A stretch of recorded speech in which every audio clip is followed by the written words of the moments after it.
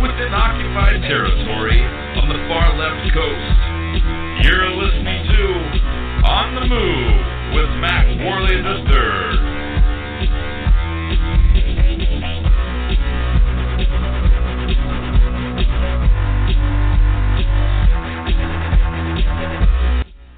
Ladies and gentlemen, boys and girls, patriots and preppers, I'm Mack, Worley III, and this is On the Move, the show that attempts to inspire you to stand up for your rights. As I've said before, this is not my show, this is your show, this is your grassroots activism movement. It's the On the Move movement. It cannot function without you, however, it is bigger than one man. I want to thank each and every one of you for taking the time to get involved and for your patriotism. The date is April 27th, 2014, and we have a really good show in store for you today. Today we're going to be joined by a special guest and host of the podcast, Prepper Recon. His name is Mark Goodwin, and he'll be joining us around 5:30 p.m. Pacific Standard Time. We're going to be talking about emergency preparedness on that topic. It's going to be a lot of fun. I hope you guys enjoy that.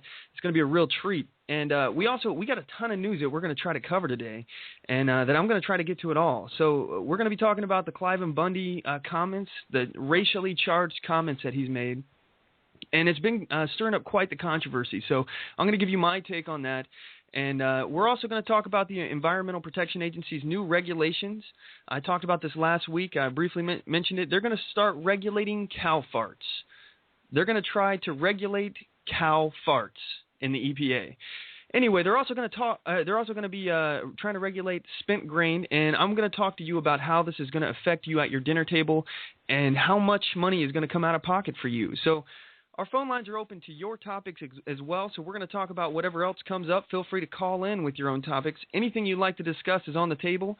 We'll be taking your listener calls and reading your emails, so if you want to join the conversation today, please give us a call. The number to the show is 619-924-0986. Again, that's 619-924-0986. Or you can email the show at talk@onthemoveshow.com. And as usual, guys, don't forget to check us out at onthemoveshow.com, here at blogtalkradio.com/onthemoveshow. We broadcast every Sunday at 5 p.m. Pacific Standard Time. And you can also find us on facebook.com/onthemoveshow, youtube.com/onthemoveshow. We got a bunch of original content on there. Don't forget to subscribe to our YouTube channel. And follow us on Twitter at onthemoveshow. So you can also check out our store. We got a store at onthemoveshow.com. You can click the shop link on the homepage. We got hundreds of products for sale on there. So, it ranges from T-shirts to freeze-dried food, to books that I recommend reading. Honestly, check out the books. They have a lot of good information in them. And, any patriot should read the books that I have on there. Those are really good informational books. And, we also got bumper stickers on there and so much other stuff. Check it out. Let me know what you guys think. I'd really like to hear your feedback. And, the stuff on the store, it's all original as far as in our merchandise store, like the T-shirts and merchandise at our Cafe Press store. That was all originally designed by us for patriots like you. A lot of the stuff on there was stuff that we wanted for ourselves, so we made it so that we could get it. And on top of that, then we just offered it, to our listeners. So I'm excited about the stuff on there. I think we have really good merchandise, and like I said, it was for patriots by patriots.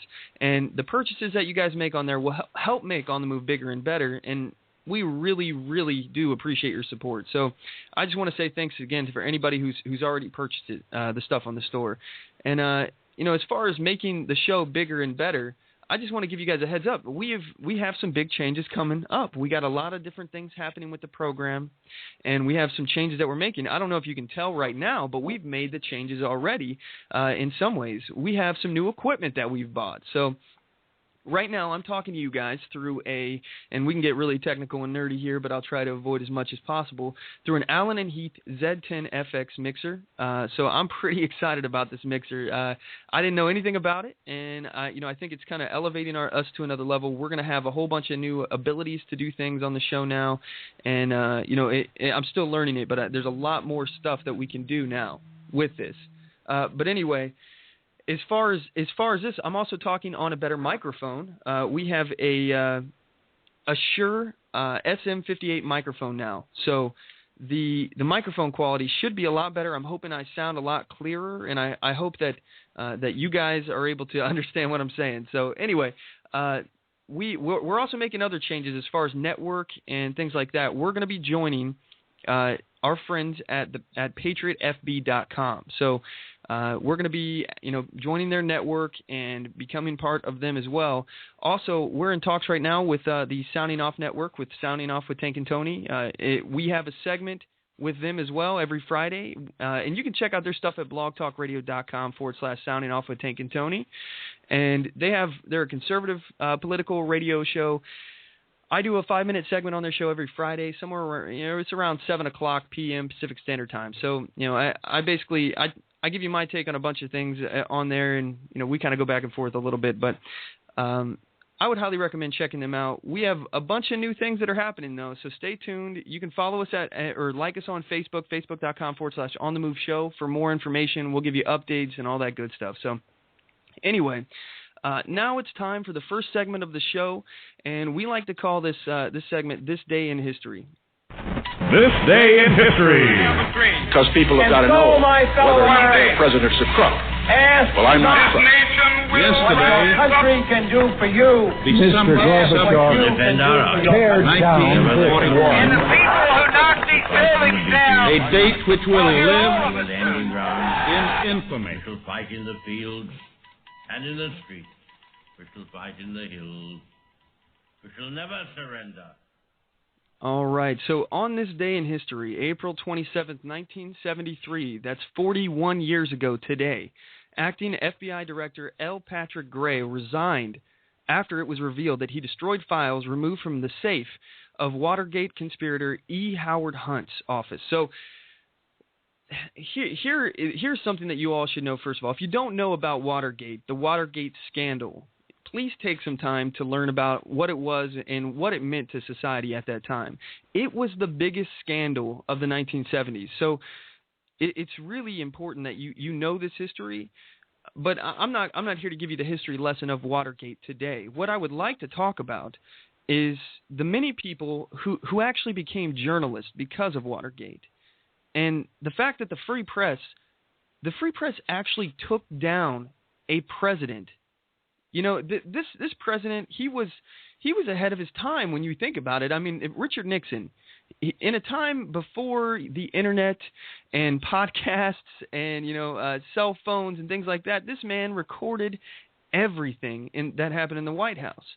And it wasn't what happened in the White House, what was said in the White House, that actually got him in trouble. It was what he had erased on his tapes. So, this man was truly ahead of his time. This man recorded things in an age before people recorded everything. So, but the free press is actually what took him down, all right? Because of the free press reporting information on the scandal, it actually led to the resignation of Richard Nixon. So, a lot of people were inspired, and they wanted to become a part of something like that could affect that kind of change. The free press actually caused a president of the United States to resign. Let's relate that to today, okay? Look at the NSA spying scandal, Operation Fast and Furious, Benghazi, CIA spying on Congress, mass corruption in Congress. It seems like you can't go a single day without reading a story about some public official somewhere in a podunk town or anywhere, even as far as in Washington, D.C., where a public official is accepting a bribe daily. This stuff happens every single day. So where's the mainstream media? As far as I'm concerned, they are exceptionally silent on this issue. They don't seem to have this kind of gusto that back in 1973 that media had to get to the answers, to get to the bottom of what is going on in our government. It doesn't seem like the journalists today, even after they were inspired by the press in Watergate, I don't think that they're doing the real investigative work that their predecessors actually did. And that's why I'm here. That's why people like me are here. We're here to report the news that the mainstream media would rather just gloss over. And by the way, I would like to mention the fact that Richard Nixon, he's actually the president who created the Environmental Protection Agency. And we're going to be talking about them a little later in the show. And I always find it funny how things just accidentally tie in together. I didn't mean for this to happen. It just happened. These two stories I started talking about, and then I realized there's a connection. So Richard Nixon, Watergate, EPA, cow farts. That's all linked together. So anyway, we're moving on. If you want to join the conversation today, feel free to give us a call at 619-924-0986. Again, that's 619-924-0986. Or you can email the show at talk@onthemoveshow.com. Anyway, I am really excited right now. We are now doing a new segment on the show that we have not done before, and I'm really stoked about it. It's called Ask Mack. When you got a question and you need some insight, competition political, Mack is on your side. Go ahead and ask Mack. Go ahead and ask Mack. Anyway, that's a new segment intro here. So if you have a question that you'd like me to answer on the air, you can ask your question in several ways. Again, you can always call into the show. I just said the number, so I won't say it again. But you can email us at talk@onthemoveshow.com. You can post your questions at our Facebook page, facebook.com/onthemoveshow, or you can tweet us at onthemoveshow. Just make sure that your tweets, they include the hashtag AskMack. So, and by the way, that's Mack, M-A-C-K. All right. Anyway, so I'll read your questions live on the air, and I'll try to answer them to the best of my ability. So we have somebody from Twitter, Edmund Dantes, on Twitter. He asks, on the Move Show, U.S. roads are failing at an alarming rate. Who should pay, local or feds, and will they? So for right now, I think the issue is obvious that it should be dealt through local government. It should be a local policy thing that should be dealt with. But, in my opinion, I think we can get by without the federal government being involved in every aspect of our lives. In fact, I'd like to see the funding by the federal government eliminated for this kind of work, because they use this kind of road work funds to hold us hostage. The state governments, they say, hey, play ball on this, or we're going to cut your funding on this. And, they threaten to pull the funding if they step out of line in some way. So in my opinion, we can get by without the federal government taking over everything. And in fact, I don't think the federal government was ever meant to have this kind of broad-reaching power where they're supposed to be doing all this. I'm adamant that the federal government was only meant to basically establish mutual protection pacts between the states, so where we can all work together for the common defense. And then on top of that, I think that it should have been, or actually I think that it was originally designed to increase trade agreements between the states. So basically ease the tensions that were going on at that point. But I don't think that the government really, the feds, have any real reason to be a part of any other regulation, any other kind of control. I think that should all be handled by the states. And in my opinion, we can absolutely get by without the federal government taking over everything. And who better to take care of the roads than the people who actually drive on the roads? The local and state governments, those should be the ones that handle it. And I say the lowest form of government possible. I think it would be better if we did this kind of work without government at all. But, if we have to have government involved, let's keep it the most easily controllable form of government. And in my opinion, that's city and county government. So it's really difficult for us to influence change as a small community within the federal government. But a small community can absolutely easily change their local and county government if it tries to run amok. I mean, we can easily change city legislators. State legislators is a little harder, but I mean, it's definitely possible. You just have to rally the troops. But the smaller the government, the easier it is for a small community or small organization to impact it. So thank you for that, Edmund. I really appreciate you getting involved in that. And actually, he had another question as well. He was asking about the ammo shortage is driving him crazy. And what do we have to solve this? It seems politics caused a run for buyers. So that's definitely an issue. I think a lot more people nowadays are getting afraid of the government trying to eliminate their gun rights, their constitutionally protected gun rights. Okay, so these aren't. First of all, I would just say that your rights aren't given to you by the Constitution. I know I say this all the time, but your rights are protected from the government by the Constitution. So as far as the run that we've seen on guns and ammunition, obviously the stores are very lacking. We're limited on what we can buy, how many boxes we can buy at a time. My thought on this is that I don't think it's so much as much caused by the people running to the stores to buy it. I mean, yes, it's definitely an issue, and I would say it's probably at least half of the issue. But we know for a fact that the Department of Homeland Security has been buying up ammunition. They've bought up at least, in modest reports, 70 million rounds. So 70 million rounds are off the market at that point, and that's modest speculations on that. But some speculations have been that they've purchased as much as 750 million rounds. I'm not necessarily saying that's correct, but that's what some people think are going on, and some people have some reports that can back it up. I don't know if it's true. I don't know if it's accurate, but I do know that the government is, in fact, buying up ammunition. And not to mention that they just recently closed a lead mine. That was through the EPA. The Obama administration closed one of our last lead mines in America. So now we see a situation where we already had a shortage to begin with. Now we can't produce lead, and they did that through executive action, basically, through regulation of the EPA. They're trying to regulate us out of our rights to bear arms. This is not what it was meant to be. This is not what our founders intended when they created the presidency. And I don't even know if Nixon had intended the EPA to be used in this way, but right now we see it is. Lead mines are closing down, and it's limiting the amount of ammo. If they can't pass a legislation to actually ban and outlaw firearms, they'll just get rid of your ability to get ammo. And we see this over and over again. They're willing to do whatever it takes to get rid of your rights.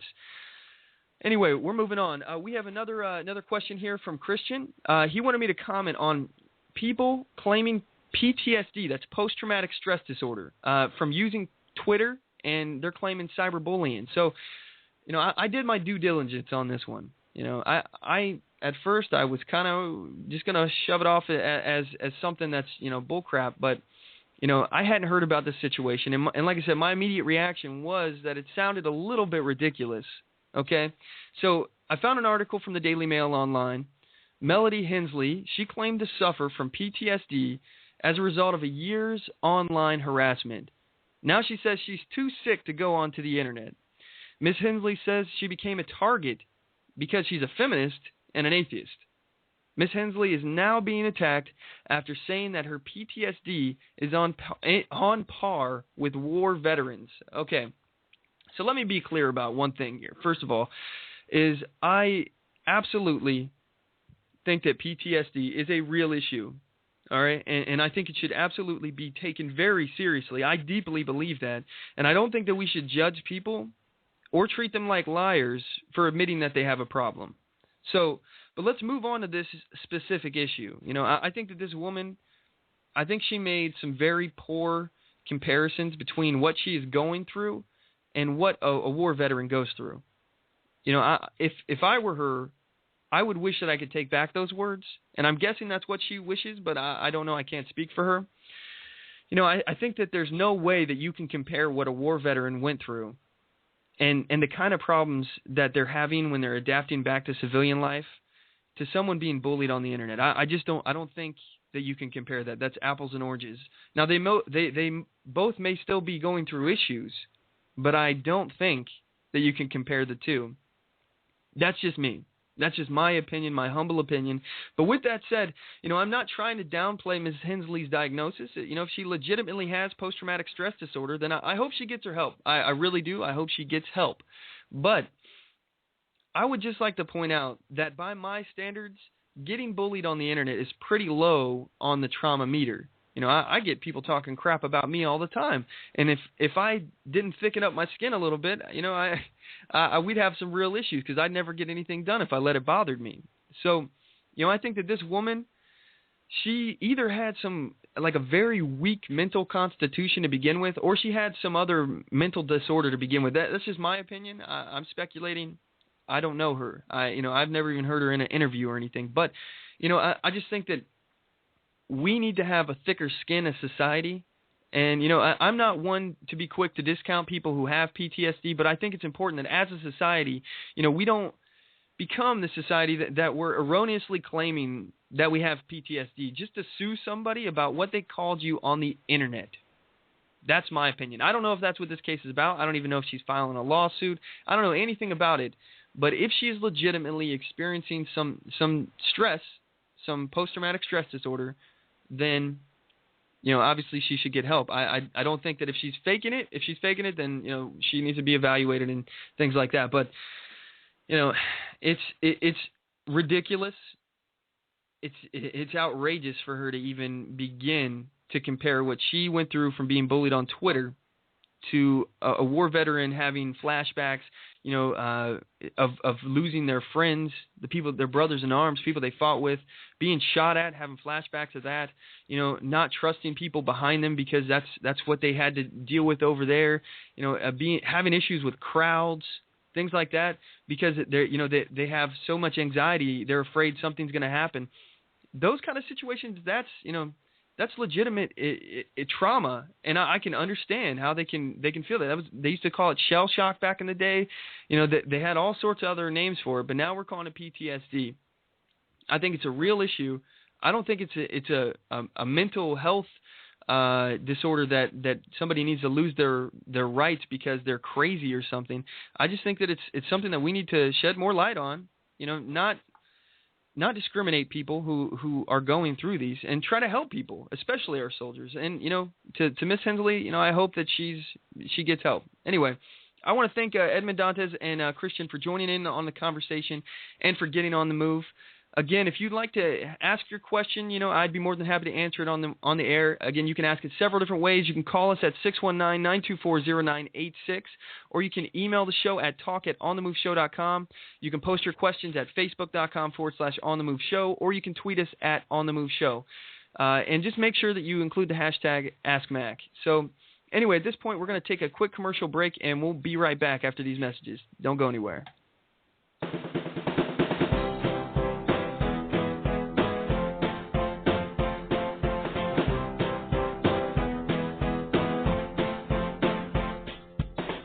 Support On the Move. Help us make this podcast bigger and better. You can do this by going to our store and purchasing one of our hundreds of products. All designs are original and made for patriots like you. Just go to cafepress.com/onthemoveshow. We appreciate your support.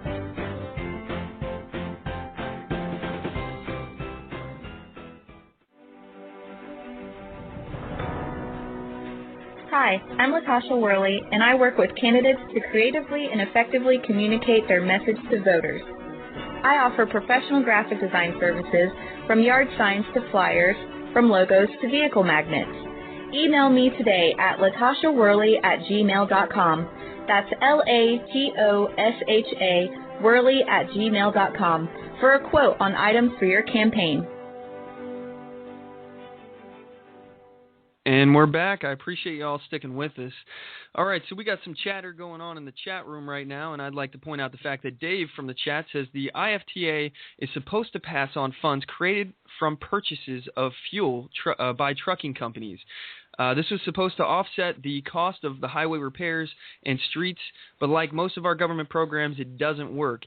And I have to agree with that, honestly. Things that were created through our government, they start out with one intention, and they end up being twisted and manipulated, and they turn into something totally different. All we have to do is look at our executive order process for that. That was created to manage agencies within the executive branch, okay? It was meant to be internal policies that they could use to change little procedural things within the executive branch of the government. Look at what they're using it now. The executive orders are now able to limit every aspect of your life in society. That's not what it was meant to do. The executive order was never meant to have that kind of influence or control over your life. But, that's just me. I have a distaste or a distrust for governments, in my opinion. Not that I'm an anarchist, but I can see that when a government gets involved, it becomes less efficient. Government kills incentives and it kills efficiency. It's a real big problem, and there is need for government. There's an absolute, unequivocal need for government in our lives, but not in every aspect, especially the federal government. The local and state government, they can handle small issues. They can handle, even big issues on the local level, though. But when we start actually having the federal government get involved with issues that could be handled at the smallest level, it begins overreaching and it gets overextended, and they start being in parts of our life that they have absolutely no business being in. So anyway, that's my opinion of that. But we have a caller here, and it's the guest that I told you guys about, special guest Mark Goodwin from PrepperRecon.com. He's now joining us on the show. Are you there, Mark? Can you hear me? Mack, how's it going, man? I'm great. How are you? Doing good, brother. Sounds like you're fighting a good fight there. I appreciate it. Yeah. I'm pretty fired up, man. There's a lot going on that's got me all fired up. But I wanted to invite you to the podcast. I've listened to your show, and I'm really excited to have you on. By the way, man, I'm a big fan of what you guys are doing over there. So I just wanted to give my listeners a little background here and have you tell them about your show, kind of what it's about a little bit. Can you give everybody a heads up of what you talk about? Yeah, PrepperRecon.com. We do 2 shows every week on the Prepper Recon podcast. It's replicated to our YouTube channel. You can also find us on Stitcher and YouTube. And we try to talk about liberty-related issues, a lot of the same stuff that you talk about on the Move. We also talk a lot about preparedness. And we talk a lot about economics, because I think that our financial situation that we're in right here in America, I think that's the number one threat that we've got to worry about. Now, when I say that that's the number one threat, of course there's other threats. You've got EMPs and other things that can happen.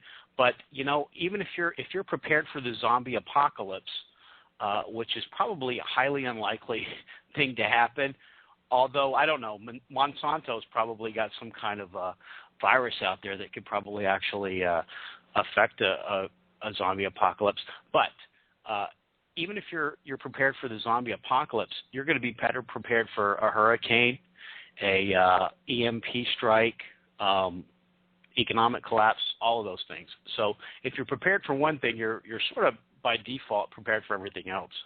Absolutely. And as far as the zombie apocalypse, I think we're actually in the middle of the zombie apocalypse. We have all these left-wing nut jobs out there, just drinking the Obama Kool-Aid, and they might as well be zombies as far as I'm concerned, because they're brain dead as it is anyway. But I digress. Amen. So here's my question. For me, I started prepping. I got into prepping probably about 5 years ago or so, and I really like it. I look at it as a hobby. Even with the effect of being able to survive in after a nuclear disaster or emergency situation. That's all fine and good and everything. But I like it. I enjoy prepping. I enjoy doing it. It's kind of therapeutic for me. I going through my preps and organizing things. I like doing that kind of stuff. But I got a question for you, Mark. What actually got you into prepping? I would say that I first snapped out of my normalcy bias, probably with everybody else, on September 11th of 2001. I realized that our society's not as safe as we thought we were. That brought an instantaneous halt to transportation. You couldn't get on a plane for weeks.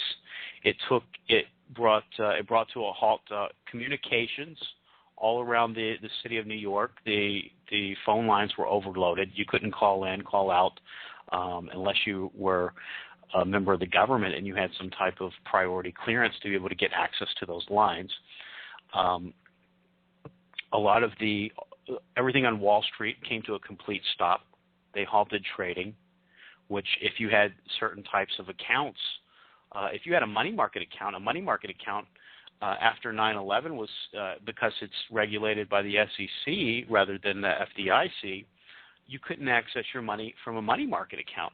So certain areas of banking came to a halt, and and that was just from those two planes. And of course, worse things could happen. So that sort of first snapped me out of my normalcy bias. I started paying a little closer attention, and then in 2008, when we saw the housing bubble, that really woke me up as well, because I thought, our system really, the wheels just about came off of the entire banking system, and I'm thinking to myself, I didn't see that coming, and I didn't really understand what happened. So after 2008, I really started diving into economics, went back to school, got an accounting degree, all because I wanted to understand money and finance and how all that stuff works. Because prior to going back to school, which I still learned in spite of going to school, because they don't teach you anything in the college system now. Let me tell you what, if you're going to learn, you're going to have to do it pretty much outside of that system. I'm sure if you want to be a doctor or a lawyer or something like that, they're going to give you the relevant information. But in economics, I tell you what, they really don't tell you what's really going on. But I did learn a few things, and I learned about the fractional reserve banking system, and I thought, this entire thing is just one big house of cards. And the more I learned, I kept thinking, I'll finally figure out how this all works and why it's sustainable, and I'll figure out that I just didn't understand. But the more I learn, the more worried I become. Absolutely. And I honestly, I feel like that's how it's been ever since I started getting into this. I keep hoping that I'm all wrong, and I seem like I approach every issue under the assumption that usually I am wrong, and I try to prove myself, wrong. So, but I keep ended up accidentally proving myself right. The more I research the Federal Reserve, the more I research, small things like, for example, all right, my initial reaction, when I started thinking about prepping, okay, was that I'm just gonna bug out and go out to the woods, and I'm gonna get as far away from people as possible. That on the way out of town, I'm gonna hit up Walmart and pick up some stuff, and then I'm gonna go out. I think that's where a lot of people start, and maybe you weren't there, but I know a lot of new people to it start that way, and that's how I was. And the whole conversation we had, and what led me ultimately into preparedness is I was in the military, and I was bored out on a security job, doing security, sitting out watching a nuclear weapons site with a friend of mine, and we're just sitting there all duty day, sitting out there for 12 hours, and the conversation of what would you do if the zombie apocalypse happened right now, and we started talking about that all day long in 12 hours, and the conversation carries over to the next duty day and the next, and then eventually, I started thinking about it on my own, and I'm thinking about these things, and it went from, zombies to all sorts of other stuff, and I like the whole saying, if you're prepared for the zombie apocalypse, you're prepared for anything. I just think that's funny. Obviously I'm not over here thinking about, it actually happening, but it's interesting to think about. So as far as my question to you though, are you a bug in kind of guy, a bug out kind of guy? Because I think that's a big topic that I changed, and I realized that I was wrong about from the beginning. So what do you think? Yeah, I think you're right, and I think everybody does start out thinking that they're going to go out into the woods and live off of deer and squirrel and rabbits and maybe a few frogs. But that's not realistic, because everybody does that. We're going to wipe out all the game in 6 to 8 weeks. So then you're going to be foraging grubs, and then soon they'll be gone, and it's just not sustainable. So you want to position yourself to shelter in place, unless it's one of those situations where that's not going to be possible, and then you've got to be ready to bug out if you have to. But unless you absolutely know that bugging out is going to increase your chances of survival, you want to bug in. Some of the situations that might cause you to have to bug out might be a chemical spill. Mm-hmm. If you live anywhere near any rail stations, there's always the possibility of a train going off the rails and having a chemical spill nearby. So if that happens, you might have to be one of the first people to get on the roads, because I'll tell you what, if you're not first, if especially if you live in a big metropolitan area, chances are you're going to be stuck in a traffic jam. And now you're in a car in a traffic jam with this chemicals heading your way. You're probably worse off than you would have been if you'd have just stayed home and taped up your windows and taped up your doors.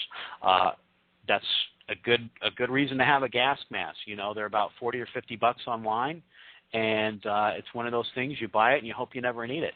But if you ever need it, it's going to be just like car insurance. You either bought it before you needed it, or you're not going to get it. Exactly. Yeah, and there's a few other things that would cause you to have to bug out. If you're in a metropolitan area and there's massive social unrest in your area, you might have to leave. There could be a dirty bomb, terrorist attack, and that's another one of those situations that you've got to have your bug out bag packed. You've got to never let your gas tank get below a half a tank.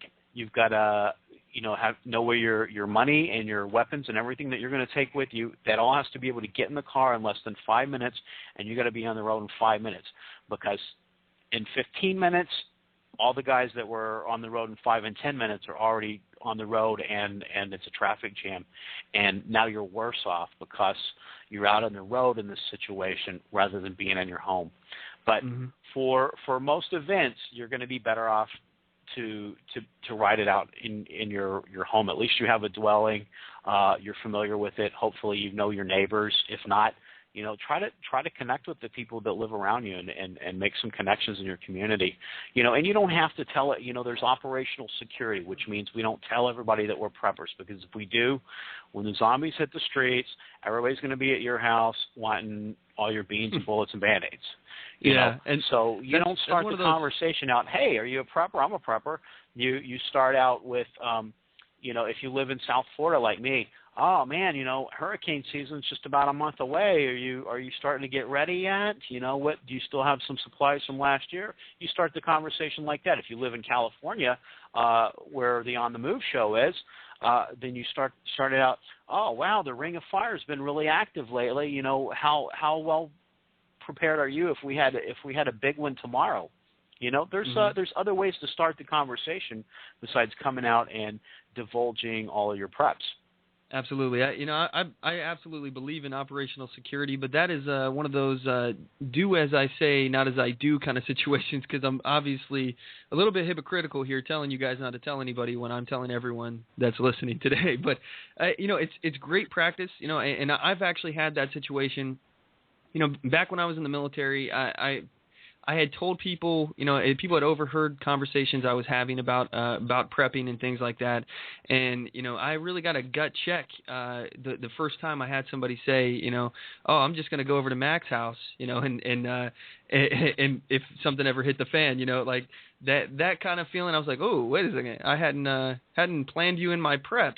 So, now I have a rule, if somebody actually, if you know where I live and you know that I'm a prepper, at that point I have to not only plan for you, but probably at least, 5 other people, because it's unrealistic to believe that one person wouldn't try to, if they knew there was a lifeline somewhere, they wouldn't try to get help from, or get more people the help that's there anyway. So, with that said, operational security is a big deal. If you don't want people to know and come to your place seeking that asylum, then you need to not tell anybody about it. But anyway, so as far as tips for preppers and everything, what's something that some big revelation that you had when you first started, that you realized that you had wrong, from the very beginning? What's something you changed your mind on? Well, I think that everybody wants to start with the sexy stuff. They want to start with the beads and the bullets and the Band-Aids, and they want to make sure they got all their medical supplies and their guns. Everybody likes this, oh, this is a great excuse to go drop $5,000 on guns and ammo, right? But I think that the first place we need to start is to start with ourselves. We have a 7-step survival plan on Prepper Recon, and you can access that. You can go to prepperrecon.com and go about halfway down the page on the left-hand side under categories and click 7-step survival plan. And our first step in that survival plan is body, mind, and soul, because you are your number one survival tool. So I don't want to call anybody a tool, but I think you know what I'm talking about. Yeah. So your body, you want to make sure that you're putting good food in there. You don't want to be putting a bunch of junk in your body all the time. You might have to survive on junk after it hits the fan, because we know that Twinkies will last about 20,000 years without going bad. So they are a good survival food, and they're not very good for you. Most of the stuff that doesn't rot isn't great for you. But you want to try to be eating healthy and taking care of your body. You want to be getting some exercise, because in disaster scenarios, you need good muscle tone. You need good cardiovascular conditioning. I live in South Florida again, and after Hurricane Wilma, I went around with Samaritan's Purse, and we were clearing driveways and putting tarps on roofs, and a lot of chainsaws and moving a lot of wood and stuff like that. And it's very, very physical, and in those conditions where you don't have electricity, the hospitals and the emergency rooms, they're already overwhelmed, so they can't really deal with an extra surge of people that are out there passing out from exhaustion because they're in bad shape, or cutting their leg because they're too weak to keep the chainsaw up. So you need to be in good physical condition. Mind, knowledge weighs nothing. It doesn't go bad, and nobody can steal it from you. So listening to On the Move show and getting ideas from Mack, and going to Prepper Recon, and reading books about prepping, and building your skill set, that's something nobody can take away from you. And so, no matter how well prepared you are, someday, you're still gonna die. 10 out of 10 people still die, regardless of how well prepared they are. So you need to think about that day. I'm not gonna preach a sermon right now, but for me, that means trusting in the blood of Jesus Christ to save my soul, and to trust in God to forgive me of my sins. So I want to be prepared for that day, because it is an inevitable thing that happens to everybody. After that, so that takes care of body, mind, and soul. The number 2 thing on our plan is budget. Because if you don't have a budget, and you don't stay within the guidelines of a budget before you get out there and start buying your beans and your bullets and your Band-Aid, you start buying all this freeze-dried food and fancy guns and high-end ammunition, the next thing you know, you've created your own personal stuff hits the fan moment financially. So I think that's the first 2 things that people don't think about. They jump right into the beans, bullets, and Band-Aids, and they don't take care of that foundation of getting their self squared away and getting on a good budget. Absolutely, yeah, and that's very important. It's a very daunting task when you're first getting into prepping. Like for me, I looked at it, and it was just a very very difficult thing to find out where to start. What do you buy first? What do you do first? And I definitely do agree with you. Knowledge is by far, the best prep that you can have. You are absolutely right. It weighs nothing, and it's something you can take with you. Even something as small as learning how to work on a car. That's something that has practical help for you that you can use down the road, whether or not a survival situation happens. It's a good skill, and knowledge is never a bad thing to have done. You're never wasting your time when you learn how to do something. So, I definitely agree with that. Let me ask you though, as far as food is concerned and whatnot, and your physicality. One question that's always kind of been in my mind: is it better to be a big beefy bodybuilder looking guy, or is it better to be a fatty, and have a bunch of fat reserves that you can your body can eat, to cannibalize itself during a starving situation, because it takes a lot of energy to keep all that those muscles fed and everything. So what are your thoughts on that? Well, you definitely don't want to be super overweight. I guess maybe an extra 5 or 10 pounds might give you a little cushion for hard times. most people in America don't have any problem with that. That's not their issue. Is that I need to put on an extra 5 or 10 in case the zombie apocalypse hits. Most of us have got that. We've got that covered, so we don't have to worry about that. So I think that there's a much bigger risk cardiovascularly to being overweight and putting on that extra stress on your heart and having that's extra stuff you've got to move if you ever have to bug out on foot too. Absolutely. You got to move all of that, and it's going to slow you down. So there might be an argument for having an extra 5 or 10, and I can say with certainty I've got that covered. I would say you definitely don't want to overdo that. Yeah. Now the next thing I do, my third step is the bug out bag, and the reason I make that the third step is because you got to be ready to go if you have to, and you're either going to leave first or you're not going to leave at all, And the good thing about a bug out bag, if you've got enough stuff in there to sustain you for 3 days, it's also a bug in bag. You've got a good medical kit in there. You've got maybe a small pup tent. Amazon, they sell a really nice little bivy tent that weighs about 2.5 pounds, and it's about 41 inches wide, so you could get 2 people in there. It'd be a nice tight fit.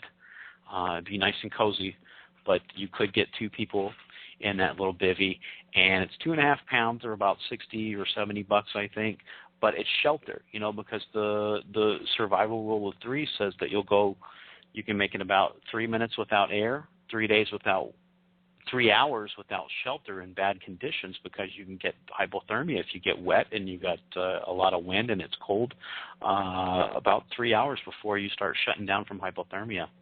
And then I think the other ones are, you can make it 3 days without water, so you want to have a really good water purification system in your bug out bag. I like the Katadyn Hiker Pro. It's not the most expensive Katadyn. It's about $70, and it'll purify about 200 gallons of water. So for a bug out bag, you should definitely be able to get somewhere that's a little safer by the time you've went through 200 gallons of water. Absolutely. And then you can go about 3 weeks without food, but you don't really want to bug out with thinking that you're going to go 3 weeks without food, because you're not going to have any energy.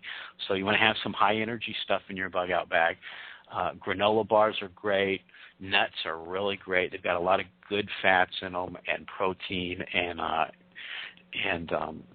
it's got, most nuts have got a little salt on them, which you need that as well to keep you going, and just a few high calorie items in there. Those like Chef Boyardee canned pastas are a good thing for your bug out bag, because you can just pop the top and eat them straight out of the can. If you've got somewhere that you can heat it up, that's great. But if not, you could eat them cold. That's one of those things you really don't want to be eating prior to the stuff hitting the fan, because they are loaded with fat and carbohydrates and calories, which is horrible in a normal situation. But in a survival situation, that's getting a lot of bang for your buck. Absolutely. Yeah, and as far as as far as water storage and whatnot in a bug-in type scenario, I'm curious, because obviously it's good to have water purification methods and everything, but how much water would you say, or what kind of tips would you have for people who are planning on storing water at their bug-in location? Yeah, if you've got the space to do it, try to store up 10 to 30 days. And you don't have to go buy bottles of water. You don't have to go buy, the jugs from the grocery store. You can just take, if you drink pop. I don't really drink pop, but some people like the Arizona iced tea, and that comes in the big thick gallon jugs. That's good plastic for storing water.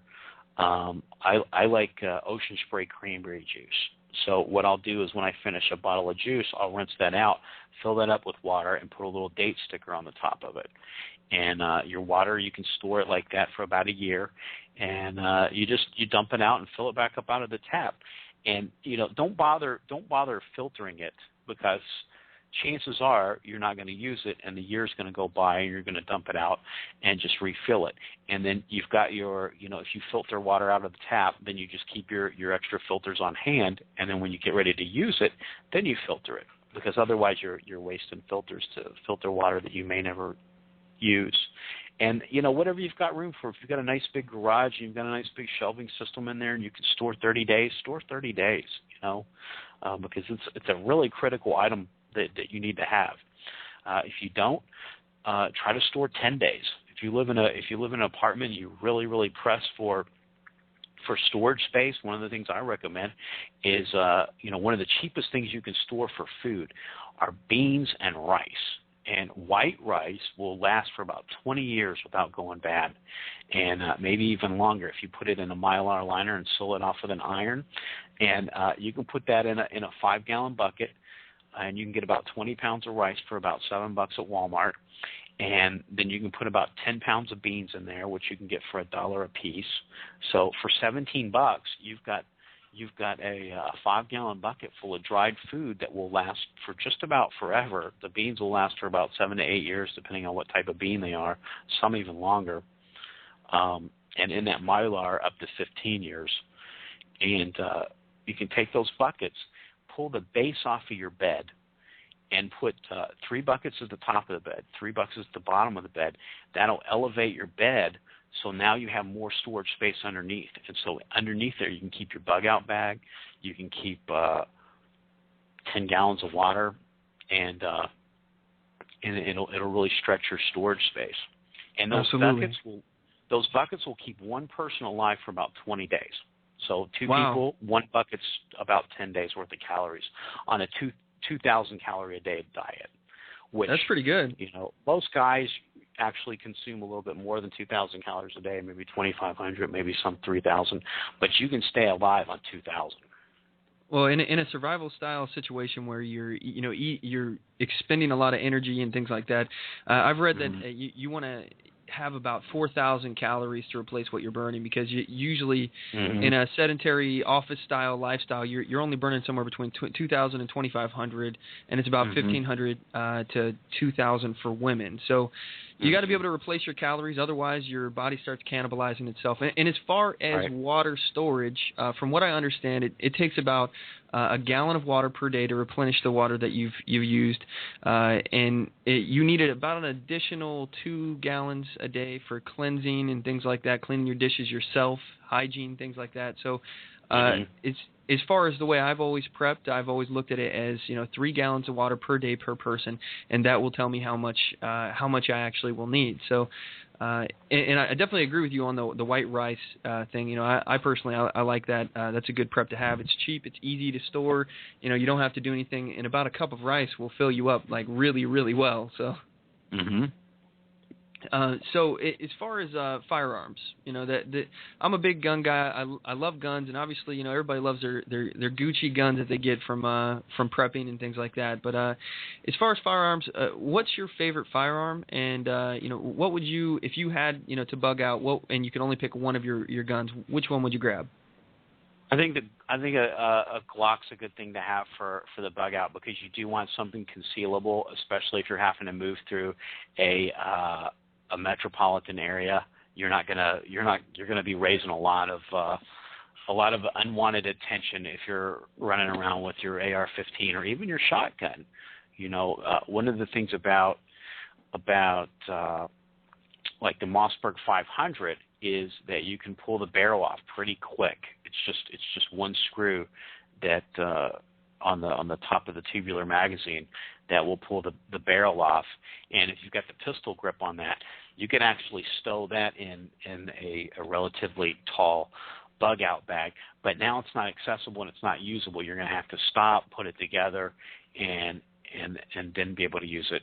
So if it's just for the bug-out and you're trying to get from one location to another, then the Glock's the thing to have. Now, if you're, for some reason, you're going to try to do the thing where you're going to go out into the woods and try to live on deer and squirrel and rabbits until they're all eaten, then maybe the Mossberg 500 is the thing for that. And the good thing about the Mossberg is it's great for home defense, and and you can get the long hunting barrel, and then you can get the short home defense barrel, and they sell a lot of aftermarket stuff for the Mossberg 500. You can get the pistol grip, or you can get a tactical stock. They make a lot of stuff for it. Mm-hmm. You can get flashlight attachments and things like that for it. I like the shotgun. I think shotgun is a very versatile weapon. You know, it has a lot of uses. It's great for home defense. It's great for all sorts of stuff. You know, and actually, as far as concealing your long rifles and things like that, I've actually recently got onto a company called Eberly Stock. I'm not getting paid from Eberly Stock, just so everybody knows. But Eberly Stock backpacks, they are tactical style backpacks that they have scabbards that you could put your rifle in and cover it up, and no one will see it. No one's the wiser that you got this thing on your back. And as long as you don't have a camouflage style backpack, you know, nobody's really paying much attention to you or anything. So I personally, I like the gray man philosophy, you know, of blending in, not letting people know, you know, that you're, you know, what you're doing, you know, that you're a threat in that situation, or that you're able to defend yourself, or that you have anything, things like that. I like looking normal, you know, but I think the Eberly Stock backpacks add another dynamic to it, because, you know, obviously you want to take a battle rifle or a shotgun if you can, or at least have your rifle concealable and accessible if you need it, you know. Mm-hmm. So there's a lot to be said. Yeah, it's great. The best case scenario is you've got all three, you know. But having that concealable pistol that you can get to in a hurry if you're approached by people that mean you harm, that's a game changer right there. Absolutely, yeah. It's you know, there's nothing that you're going to be able to access as quickly as a pistol. I definitely agree with you on that. That's definitely a big boon to your preps if you have that. So. Anyway, at this point, we're going to take a quick break. Would you mind holding and sticking around for the next segment, Mark? No problem. You got to take off? Oh, okay, cool. Awesome. Sure. So, all right, we'll be right back after this commercial break, and it should only be about a minute, so don't go anywhere, everyone.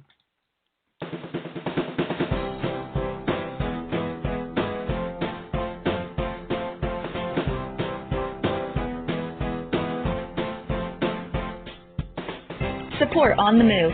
Help us make this podcast bigger and better. You can do this by going to our store and purchasing one of our hundreds of products. All designs are original and made for patriots like you. Just go to cafepress.com/onthemoveshow. We appreciate your support.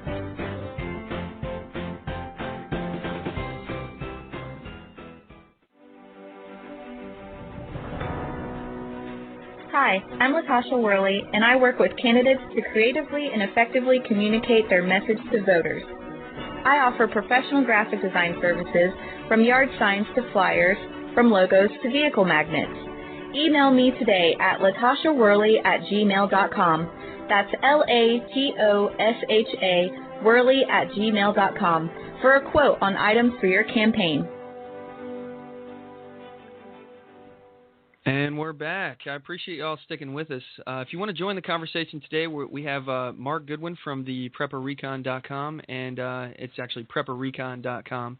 And you can give us a call at 619-924-0986. Again, that's 619-924-0986.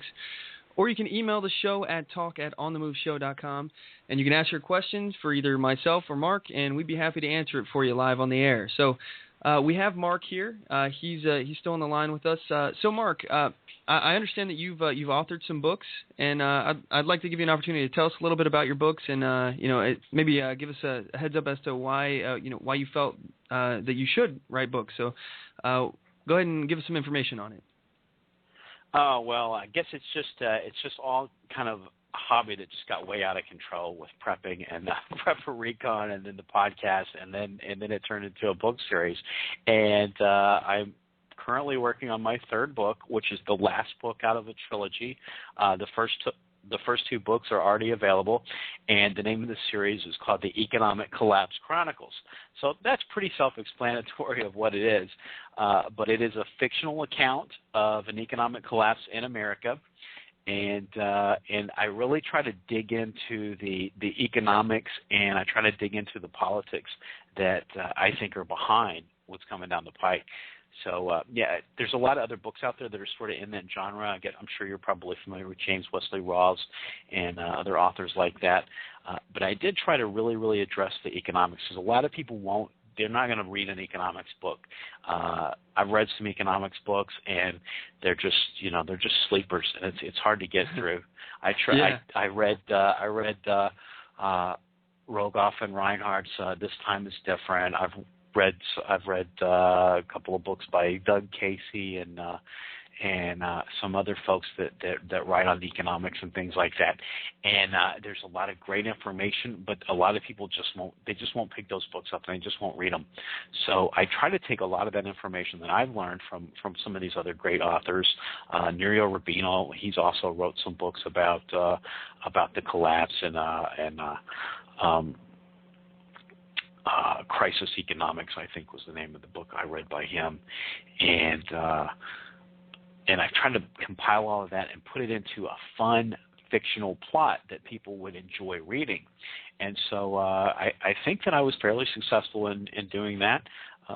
Book one of the Economic Collapse Chronicles was called American Exit Strategy, and it hit number 12 on dystopian fiction out of Amazon's top 100 for dystopian fiction.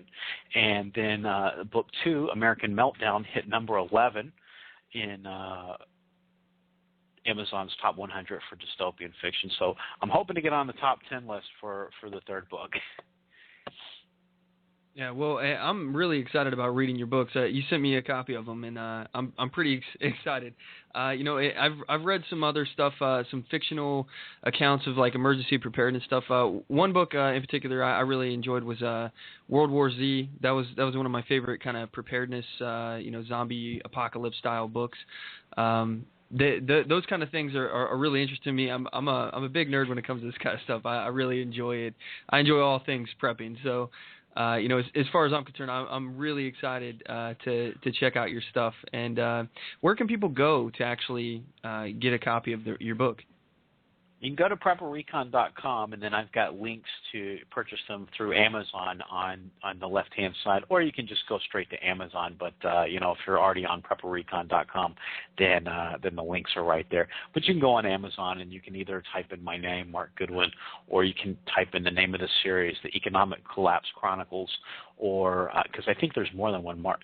There's several Mark Goodwin authors. I guess it was a popular name for authors.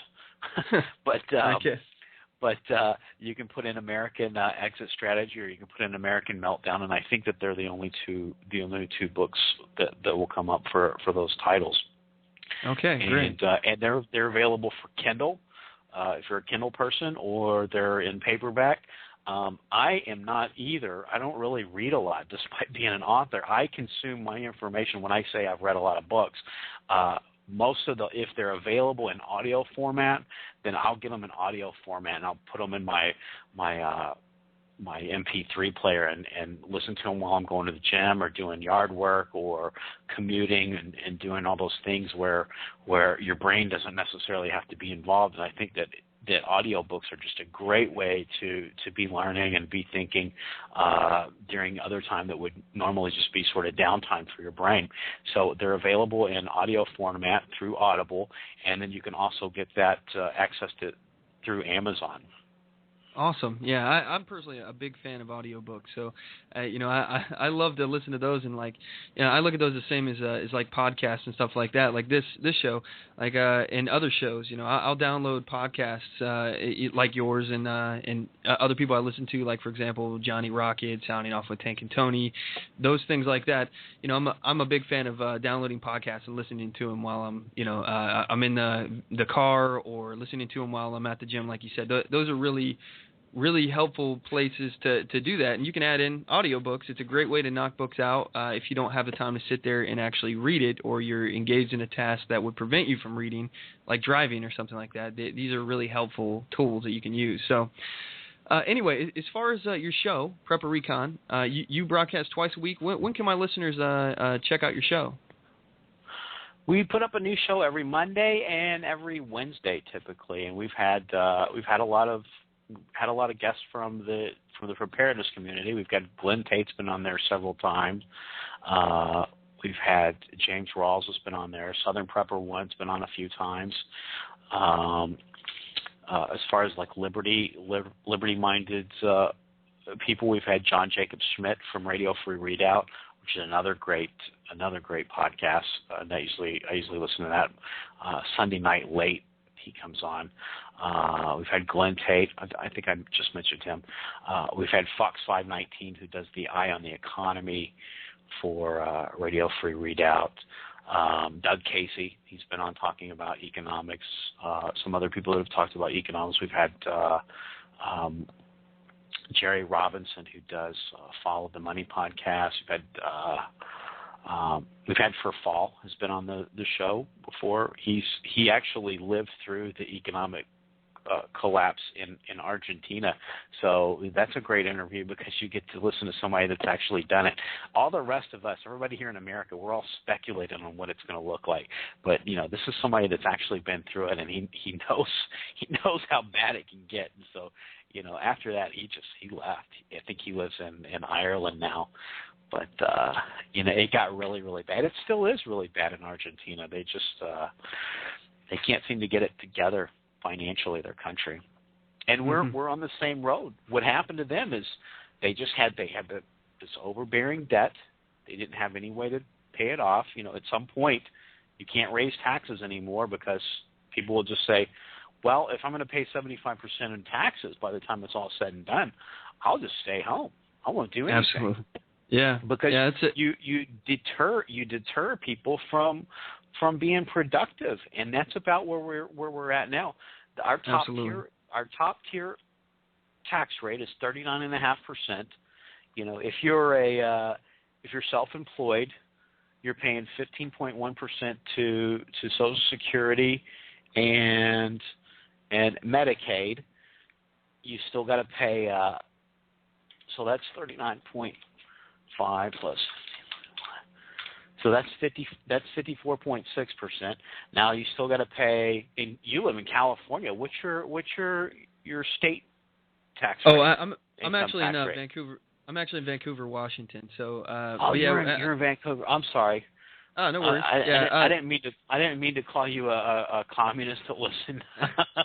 Well, don't worry about it. I still have the shadow of Portland looming over me, so I can feel the communist presence right next to me. Good for you. But they've still got state tax. Let's say it's 10%, which I think it's more than that. So now that we're at 66. Now they've got state sales tax. My state sales tax here in Florida is 6%, which is not really high. That's pretty average. So now we're at 72.6%. We still got to pay property tax because here in America, you don't really own your property anymore. You're just renting it from the government. And it's just like a serfdom. It's just like when you had the feudal lords that actually owned the property, and the best you could ever be was just a tenant that paid rent, that made money on that land and paid rent. You could never, ever, ever achieve the point to where you actually owned property. And that's essentially where we're at in America, because you've got to pay the property taxes, and there's no way around them. So now we're somewhere around the 75% mark, and out of that 25% that's left over, you're going to have to buy health care here in America, and if you don't, then there's going to be another tax. It's going to be another fine for that. So a lot of folks are just dropping out, and they're just saying, well, I can get free food stamps, I can get free health care, I can get free housing, I can get assistance for my living expenses and everything else pretty much paid for by the government if I'll just stay home or file for say that I'm disabled. I'm sure everybody's got some ache or pain somewhere, especially if they're over 40 like me. You start feeling it. Every morning you wake up and say, I feel disabled. I should be able to get a check. So a lot of people are just choosing to do that, and so that's putting a bigger burden on the system every day. So absolutely, there's less people. There's more people getting in the wagon and less people pulling the wagon. Exactly. And you know, actually, I talked about this kind of overtaxation. I was talking about it this Friday on Sounding Off with Tank and Tony, and I was mentioning the fact that you know, the Democrats, they seem to understand the concept of taxation when it comes to cigarettes. You know, when they overtax cigarettes, they realize that, and they do this because they want to lower the demand of cigarettes. They want to lower the amount of use of cigarettes. They intentionally overtax it to price people out of the market on cigarettes. So they don't seem to understand the correlation, though, when you start taxing industry and you start taxing people for doing the job. So somebody can say, you know, I'll earn just as much money, or if not more money, if I mooch off the government, you know, than if I go and bust my hump you know, every single day, you know, at a 9-to-5 job, or get 2 jobs, or like Obamacare is trying to do, make it so you have to have 2 part-time jobs in order to have the equal pay of one full-time, because nobody will hire you because it costs too much money to pay for your health insurance, or at least as a full-time employee, or they can't go over their certain amount of mark of people that they have working for them, because then they'll have to pay for all the health insurance. You know, this is all this stuff. This is why we see people leaving New York City, you know, the communist state that's formed there. But you know, anyway, I don't get the whole fact that the Democrats, they don't seem to grasp that situation, that you tax industry, you're going to have less of it. They understand that you can tax cigarettes and you'll have less use of it, though. I don't understand why they don't get that simple concept. And then the other side of that coin is, if you subsidize something, you're going to get more of it. If you subsidize corn, farmers are going to grow more corn. If the government wants to put a little kicker in for dairy farmers, then you're going to get more people raising milk cows. Now, the same thing happens for irresponsible pregnancies. The same thing happens for disability, unemployment checks, all the way across the board. Anything that has to do with mooching, if you subsidize it, you're going to get more of it. So if you tell a woman, well, if you'll not get married and you'll have 4 children, and that's your maximum payout right there, then you'll get basically about $20,000 tax rebate for doing nothing, even though you've had all your bills covered, so you really don't need it for anything because the government's paid for everything. So they're going to do that, and that's just going to become like a job for them to just breed children that they otherwise had no intention to have. So that's a double whammy on society, because now you've got someone that's for the sole purpose of getting that income tax rebate check, the earned income credit at the end of the year for not working and just having children. They're gonna make sure they've got the maximum 4 kids for that, and you've got people that basically see their children as livestock, because they would have otherwise never had them. They had no desire to have 4 children, and you know, to get the credit, they have to, whether they have a father or not, they have to say that there's no father in the home. So they're encouraged to do it outside of the family unit. So now these children have, you know, they're basically unwanted. They don't have a father figure around, and they're just pushed out into the street as quickly as possible, and to repeat that cycle that they saw their mother do, and it's just going to hit a tipping point, and I think that that's one of the main reasons that we have to prepare. And it's a social problem as much as it is an economic problem. It's a problem. It's a flawed thinking, and it's just I don't see any end to it. I just really don't think that there's much hope of us pulling out of this tailspin. So well, that's the reason I'm a prepper. We've got a $17 trillion debt right now, which doesn't account for the unfunded liabilities, which are over $100 trillion when you project it forward with all the Social Security that the baby boomers have been paying, you know, and they've been paying into Social Security, so they've rightfully earned that. They've had if they were self-employed, paying 15% into the system with Social Security and Medicare together, or they've had a job where they were paying 7.5% and their employer was putting in 7.5%, which if your employer wasn't putting that money in, then that 7.5% could have went in your pocket. So you still look at it as if you're an employee, you're still the one paying for that. So, they deserve that money. They earned it, so they should get it back. But they're not going to get it back, and they're not going to get it. It's going to be when you calculate how much they put into that system, what they're going to get back, it's going to be just pennies on the dollar, just like Detroit, because we're bankrupt. And and this is going to push up the interest rates, which is going to make that debt unserviceable. So it's just a bad cycle, and once the dominoes start falling, I think it'll get bad fast. Exactly. Yeah, and I got a question for you. Have you been following the situation in Ukraine and with Russia's involvement and everything? Yes. What are your thoughts on that situation? Well, I think it's just I think it's a mess. I think that you've got a country there that you've got different people with different ideas on how things should be, just like you have in Venezuela right now. You've got the people that would like to be a little bit more liberty-minded and a little bit more capitalistic, and then you've got the Chavistas that are really, really happy with living on the government dime, and they're tearing that country apart. You've got Ukraine. You've got the people that would like to be with the EU, and you've got the folks that would like to that have a lot of Russian heritage, and they would rather be with Russia, especially in Crimea and eastern Ukraine. And I think that for the powers that be, they really don't want to see that happen. Because if certain regions of Ukraine can pick and choose where they want to be, and if Crimea wants to be part of Russia, and Kiev wants to be part of the EU, and eastern Ukraine wants to be part of Russia, then you start splitting it up.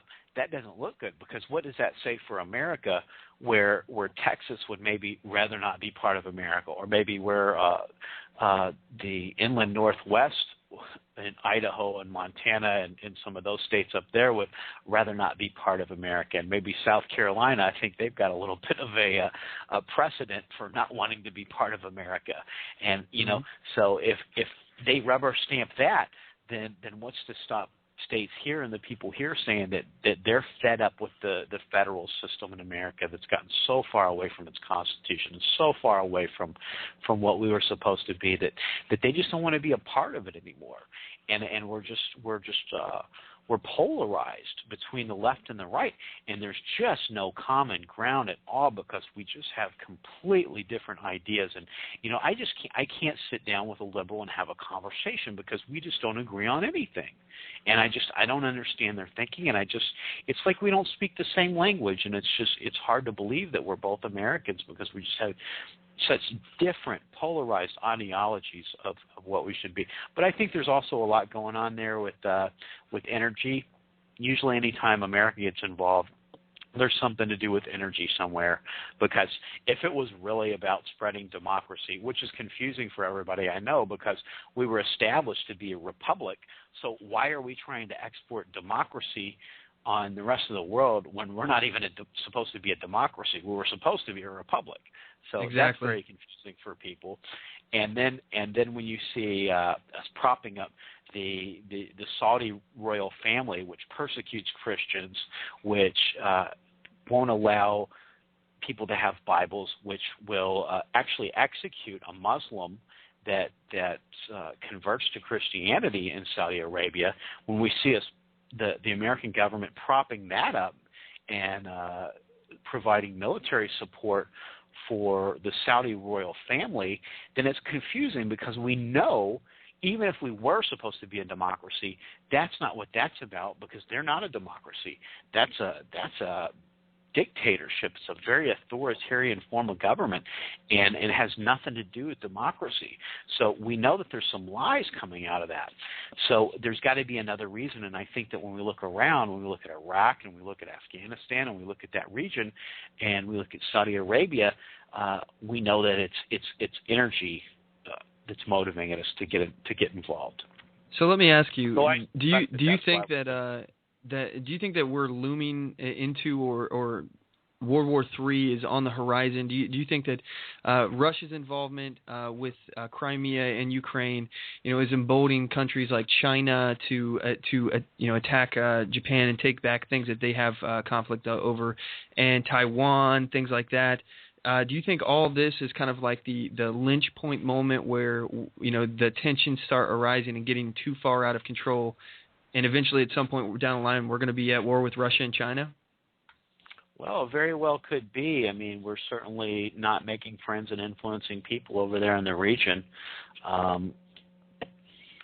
by alienating Russia from the SWIFT system and cutting down the MasterCard and Visa programs for Russia to be able to settle commerce with those systems.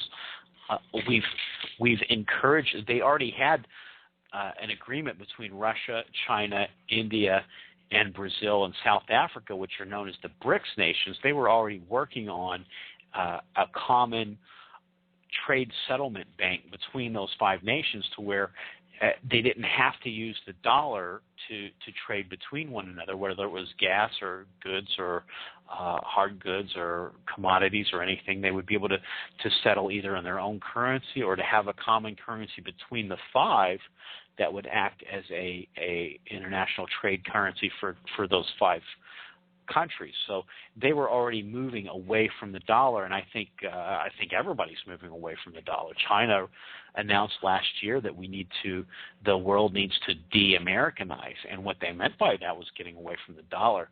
So by thinking that we're enacting sanctions on them, we're reducing the demand for the dollar and actually expediting our own demise. Yes, sir. Yeah, and I really do, agree with you on a lot of those issues as far as that. And to my listeners, definitely check him out. He's definitely not all about emergency preparedness. You got a really good head on your shoulders, economically and foreign policy wise. I really like a lot of the viewpoints that you said, and honestly, I have to agree with you on a lot of that. So. Anyway, Mark, we got to wrap up this segment here, and we're going to move on here and go into some other news and everything. So I just want to say thank you so much, Mark, for joining us. And again, can you let my listeners know one more time where they can find out your stuff and listen to your program? Absolutely. They can check me out at prepperrecon.com, and twice weekly broadcast is called the Prepper Recon Podcast, and you can find that on Stitcher, iTunes, on prepperrecon.com. You can either stream it or download it. It's all free, or you can check it out from the YouTube channel. And then my book series, which I talk about a lot of those economics, and I put it all into a fun fiction form, is called The Economic Collapse Chronicles. Book 1 is American Exit Strategy, and Book 2 is called American Meltdown, and both of those books are available through Amazon in Kindle, PDF version, or paperback, or Audible, the audio edition. And Book 3 will be out this summer, and it's going to be called American Reset. Absolutely, and I'll go ahead and add those to our Amazon store too. So if you go to onthemoveshow.com, you can pick up his books from there as well. So I wish you the best of luck, Mark, and I sure do appreciate you coming on the show. And thanks again. You're welcome on anytime, by the way. If you have anything you want to talk about, hit me up. All right, man. Mack, thanks for having me on the show, and good luck to you. And keep up the good fight. You're doing great work out there. God bless. Yes, sir. Thank you. You too. That's a good American right there for you guys. So when we get back from this commercial break, we're going to be entering into the Mack attack, and we're going to be talking about Cliven Bundy's racially charged comments. So don't go anywhere.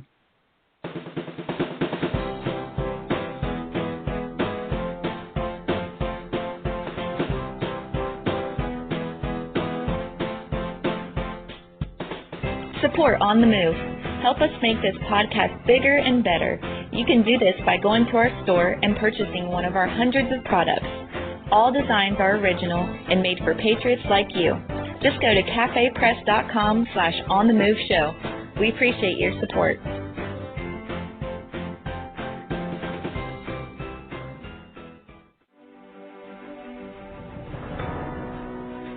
Hi, I'm Latasha Worley, and I work with candidates to creatively and effectively communicate their message to voters. I offer professional graphic design services, from yard signs to flyers, from logos to vehicle magnets.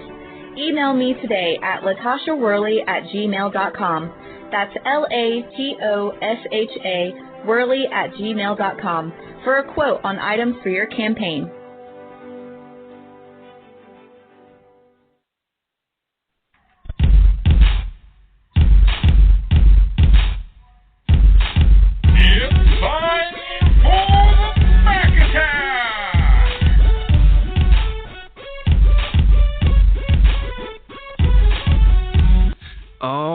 we're back, and this is the segment of the show where I give you my take on outrageous events in the news. And anyway, so, I wanted to talk about the Cliven Bundy situation again. Cliven Bundy, he's been in the news, obviously. He was fighting the good fight. He was trying to fight the fact that the federal government is overreaching and trying to basically kick him out of public land. We've had this conversation in the past. I won't have it again. That's not what this is about today. And by the way, if you want to join the conversation, give us a call at 619-924-0986. Again, that's 619-924-0986. Or you can email the show at talk@onthemoveshow.com. So, I know... I don't know if you all feel the same way about the situation, but I'm actually mad as hell right now about Cliven Bundy. I'm really upset. If you've been living under a rock somehow this past week, you may have missed the fact that Cliven Bundy actually has been caught up in this controversy that somehow overshadowed the land battle he's having with the federal government. That his comments have overshadowed the fact that he's in a land battle with the feds. Cliven Bundy's been using his 15 minutes of fame to take it upon himself to talk about other issues that bother him. So, now he's going off on a tangent. He's going off and talking about random things. He needs to stick to the freaking issue, all right? Now, because of his inarticulate and ignorant terminology, he's being called a racist. So it's totally hijacked, this whole situation. The situation now has been taken from being about the federal government's overreach, and now it's about him. Now he's being called a racist, and he's being discredited along with his cause, and all of the supporters that supported him are now racist too. So this is his cause. This is my cause. This is your cause. This is our cause, and he's totally hijacked it. And I am pissed off, everybody. I'm really upset that he managed to put himself in this position that they can totally hijack it and try to turn it into something that it wasn't about in the first place. So I have his remarks. Here's the full controversial remarks that he said. Okay, so you guys be the judge of this. Is he a racist or is he not? And so what I'm testifying to you, I was in the Watts riot. I seen the beginning fire, and I seen that last fire. What I seen is civil disturbance. People are not happy. People are thinking they don't have their freedoms, don't have these things, and they didn't have them. We've progressed quite a bit from that day until now, and we sure don't want to go back. We sure don't want these colored people to have to go back to that point. We sure don't want these Mexican people to go back to that point. And we can make a difference right now by taking care of some of these bureaucracies and do it in a peaceful way. Let me talk to you about the Mexicans. So these are just things I know about the Negro. I want to tell you one more thing I know about the Negro. When I go through Las Vegas, North Las Vegas, and I would see these little government houses, and in front of that government house, the door was usually open, and the older people and the kids, and there's always at least a half a dozen people sitting on the porch. They didn't have nothing to do. They didn't have nothing for their kids to do. They didn't have nothing for their young girls to do. And because they were basically on government subsidy, and so now what do? They abort their young children. They put their young men in jail because they never learned how to pick cotton. And I've often wondered, are they better off as slaves picking cotton, having family life and doing things, or are they better off under government subsidy? Transfer. They just transferred it, that's all. Yeah, they didn't get no more freedom. They got less freedom. They had less family alive, and their happiness, you can see in their faces, they weren't happy sitting on that concrete sidewalk. Down there, they were probably growing their turnips. So that's all government. That's not freedom. Now let me talk about the Spanish people. I understand that they come over here against our Constitution and cross our borders. But they're here, and they're people. And I've worked side by side a lot of them. Don't tell me they don't work, and don't tell me they don't pay taxes. Mm-hmm. And don't tell me they don't have better family structures than most of us white people. When you see those Mexican families, they're together, they're picnicking together, they're spending their time together, and I'll tell you, in my way of thinking, they're awful nice people. And we need to have those people join us and be with us, not come to our party. Okay, so that's the controversial clip. I played it in its entirety. I didn't chop it. I didn't take it out of context. That's it. Okay, so let me read off some stuff that's going on in the chat room. We have a listener who says he's not at all a racist, and that some people said that he took his eyes off the ball, and he just didn't know when to stop.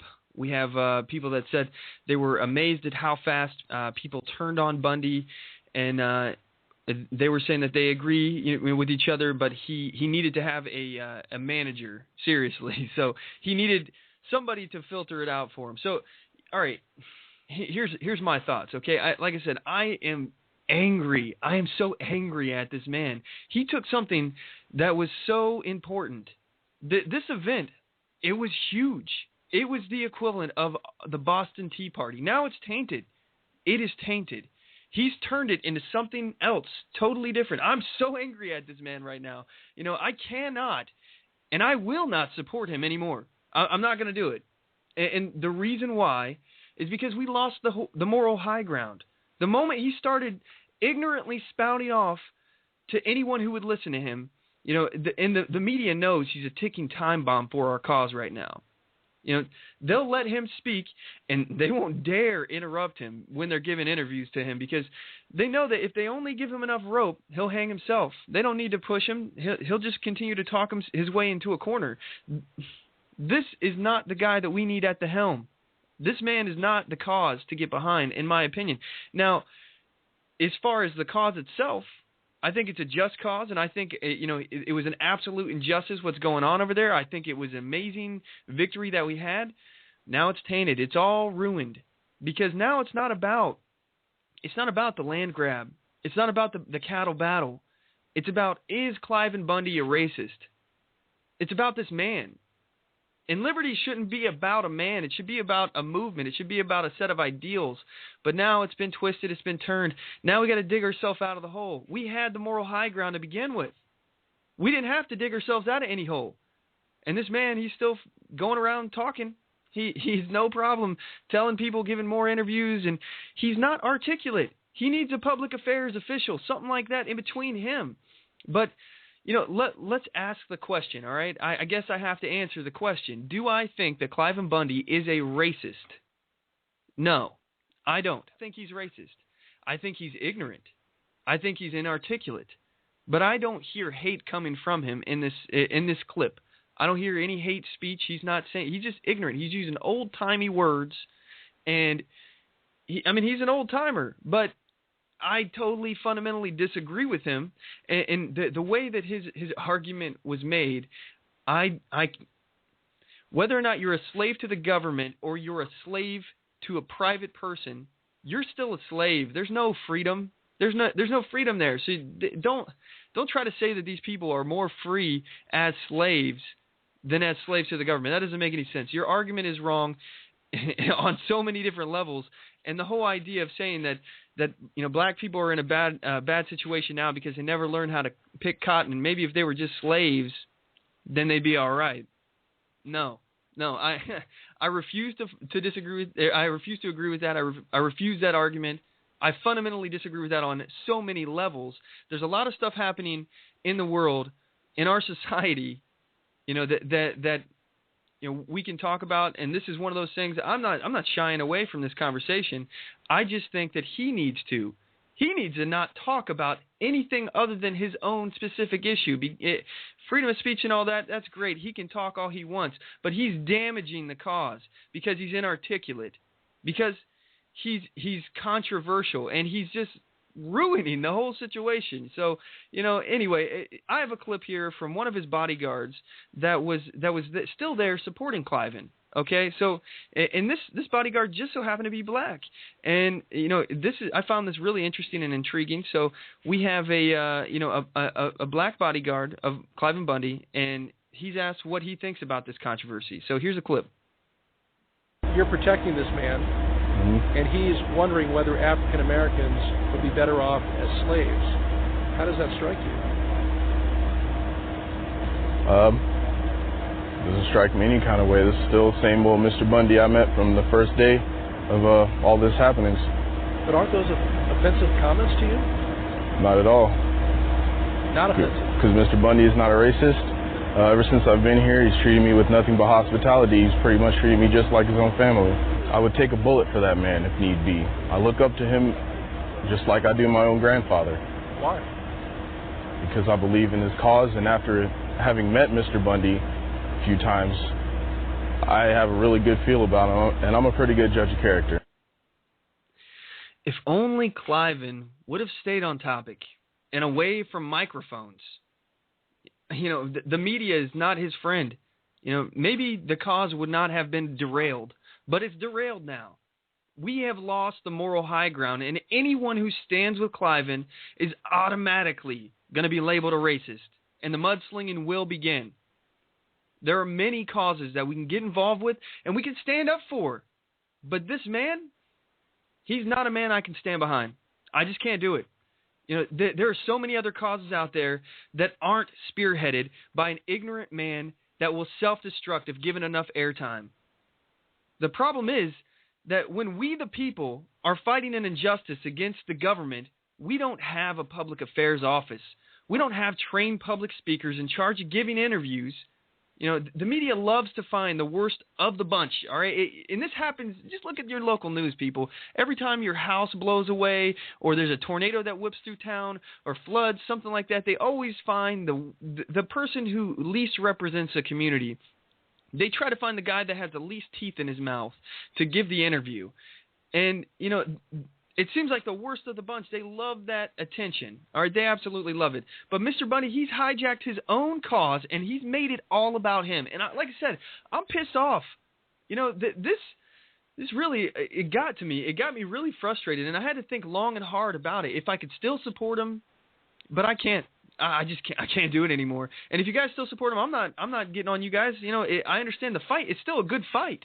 The land grab, the cattle battle, that was legitimate, and it's a real situation. The problem is the guy they have at the helm, the person who is the icon of that thing, the representative of the battle.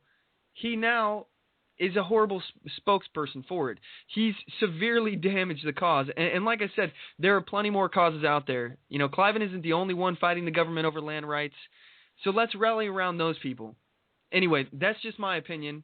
That's just where I stand on that. But anyway, I know I said I was going to talk about the EPA and how they want to regulate cow farts. So, with that said, I have a clip here, and it's talking about how the EPA is actually doing this. So here's a clip. I believe it's Fox News. It should be Megyn Kelly. So here's a clip. The EPA is now acting on claims from scientists that gas from cows is seriously contributing to global warming. The Environmental Protection Agency is now reportedly considering a tax on belching bovines. You may not care if you don't own any cows, but believe me, this would directly affect your bottom line at the supermarket and cause a big stink for American farmers. And one congressman says such a tax could cost billions. He is Congressman James Sensenbrenner of Wisconsin, and he's the ranking Republican of the House Select Energy Independence and Global Warming Committee. Good morning, Congressman. Morning, Megan. How are you today? I'm fine, thanks. So this all stems back to the Supreme Court basically upheld the EPA's right to regulate certain gases and emissions. And now the EPA appears ready to do that with respect to methane gas that cows belch out when they're sitting out on the field. And now the EPA could make farmers pay for that gas? You're right, $175 a year for each head of dairy cattle, $80 a head for each head of beef cattle per year, and also $20 a head per pig if you're a pig farmer. This cow fart tax shows how outrageous the whole global warming and climate change debate is. And it's going to hit everybody directly at the supermarket when they buy beef or pork or milk. Those prices are going to go up because it's going to be that much more expensive to produce these essential food commodities. Now, Congressman, I saw you with a straight face just brush right over that term. You know what you called it. Here at America's Newsroom, we're referring to it as the cow gas tax. Mm-hmm. So much more civilized. But well, anyway, it might be more civilized. The EPA calls it digestive gases. We all call those farts. This is not feeling like a career high for me.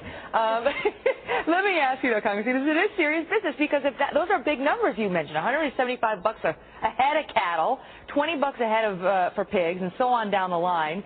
That's a lot of dough for farmers. They don't wind up eating that. They wind up passing that along. Sure, and it's going to hit everybody at the supermarket. Now, I wonder if the EPA is going to say you can get an exemption from this tax if you put a catalytic converter on each end of the cow. I wonder what the Humane Society would say about that. And so what will happen as a practical matter? I mean, if they really do try to crack down on this, they say that these gases account for something like 20% of the methane gas out there, or the emissions out there. If this happens and this tax is imposed, as a practical matter, how is it going to affect the average Joe in middle America? Well, the average Joe, when he goes to the supermarket and buys any kind of dairy product or beef or pork, is going to end up paying through the nose to pay for the cow fart tax. Or you're just going to see these types of essential food commodities disappear from the shelf. This, in my opinion, shows how ridiculous the whole debate on climate change and global warming has become when you give a non-elected agency like the EPA the power to impose a tax on cow flatulence. So, we see this kind of overreach over and over again. And again, they're doing this through the EPA. This is an executive branch.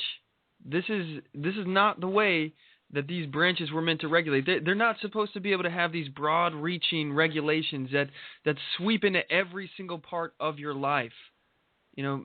We also see that they're charging $175 per head for every milk cow that's out there. Are you serious? $175 per head. Now, just doing that based on the 900 cattle that Clive and Bundy had, I'm running these numbers right now, and that's $157,500 per year that it would cost you to run a cattle farm, a dairy farm. That is insane. That's ridiculous. That's outrageous. And we're already being taxed out the ear. I mean, they're already taking more than 50% of your paycheck, depending on your level of income. So why is the government and these environmental agencies making it so difficult for everybody to do anything in America? I think that, and this is just my personal opinion, but I think that the Obama administration wants to weaken America. So why do I think this? Because if we are broke and we can't afford to feed ourselves, we will be more inclined to depend on the government for the solution. So this is what they do. They break down industry, and I mentioned before, they understand that when they tax something like cigarettes, they get less use of it. You fundamentally price people out of the market. I know that they understand this concept. I'm 100% sure that they get this. So they get it with cigarettes. They know that if they tax cigarettes, people will use cigarettes a lot less. I know they understand that if they tax industry, there will be less industry. They're not stupid. They're all Marxist, socialist, communists. They think that capitalism needs to be destroyed. Obama already said that he was going to bankrupt the coal industry. Now he's attacking the cattle industry right now. We see it. This is what is going on right now. So everyone knows that the Democrats will give more handouts than the Republicans. So when people depend on the government, they're going to vote Democrat. They're creating the problem. and they step in and they want to be the solution. I'm not buying it. And with that in mind, come election time, people who are receiving money from the government, they'll be more inclined to give their vote to the party who will vote, who basically will give them the most out of the Treasury. And that has always been the Democrats. It always will be the Democrats. Okay, so we see them attacking the cattle industry with the cattle battle, what's going on with Clive and Bundy. All right, we also see it with the cow fart tax. But now they're attacking spent grain. Spent grain. And if you don't know what spent grain is, it's a byproduct from the brewing industry, okay? So if you've ever enjoyed a nice beer, when you come home from work, you crack a beer open, the process of making that beer, it creates spent grain. And the EPA now wants to regulate spent grain. They don't want cows to be able to eat spent grain.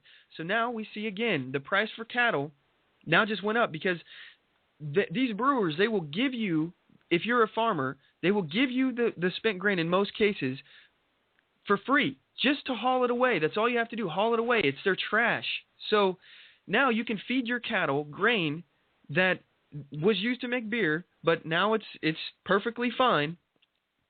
And they're basically making it so that you can't have this mutual exchange, this beneficial relationship between a brewer and a farmer. You can't do that. And now they have to spend more money on food, more money on feed. It's going to cost them more, which will necessarily increase the cost of your burger, of your steak. All of the meat is being attacked. At some point, people are going to be priced out of the meat market. It's gonna basically make it so meat is a luxury item that only the rich can afford. So, there's plenty of articles out there, but this stuff it's been used in bread. This spent grain. We also use it in bread and in pizza, but that accounts for only a fraction of the stuff out there. Most of it's given to dairy farms or other farmers, and like I said, it's only for the effort of hauling it away. That's all they got to do. So it's free food for their livestock. This is something that's been going on for years and years and years since the introduction of the beer industry. This is something that's happening, and this is, I believe, if I'm not mistaken, this is the FDA, not the EPA, that's regulating this.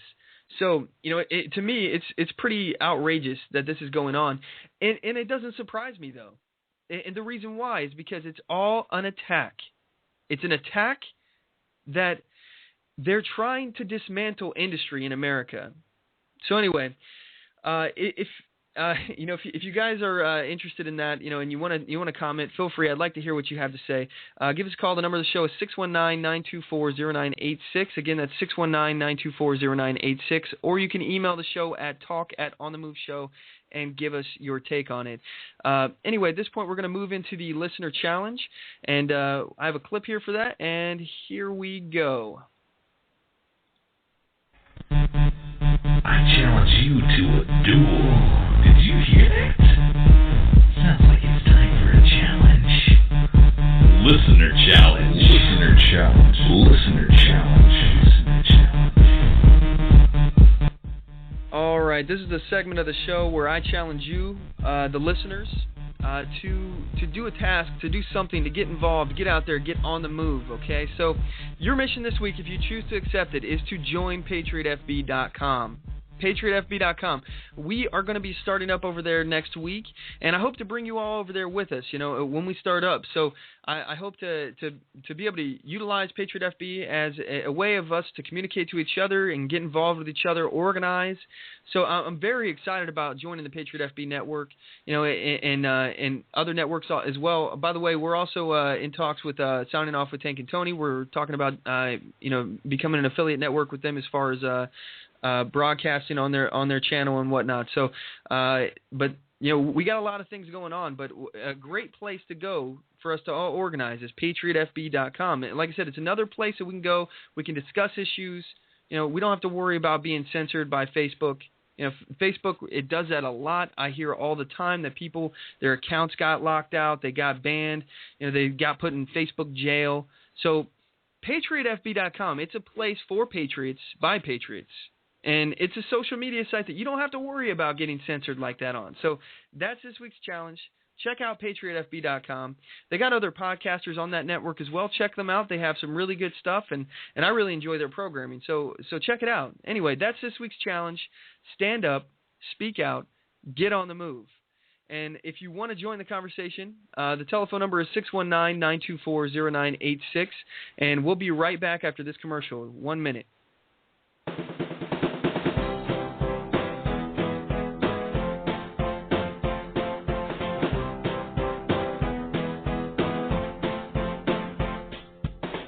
Support On the Move.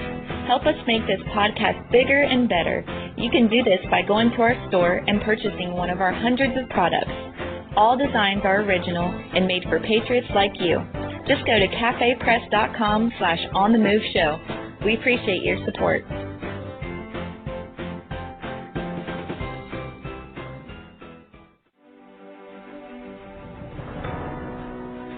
Hi, I'm Latasha Worley, and I work with candidates to creatively and effectively communicate their message to voters. I offer professional graphic design services from yard signs to flyers, from logos to vehicle magnets. Email me today at latashaworley@gmail.com.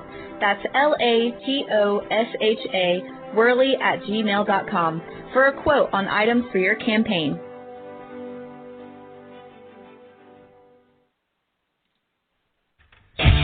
And now it's time for the Weekly Defender. You have the right to defend your life, the right to defend your family, and the right to defend your freedom.